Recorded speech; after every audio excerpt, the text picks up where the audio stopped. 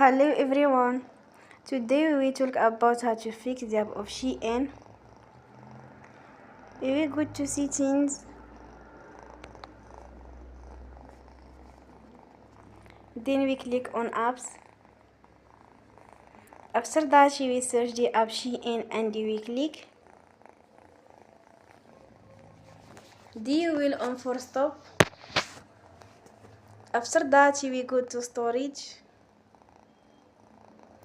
Then we click on clear cache.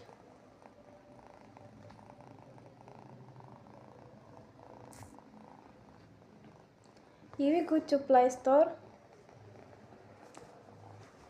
and you will update your app. Don't forget to support us by like and subscribe. See you next time and thank you for watching.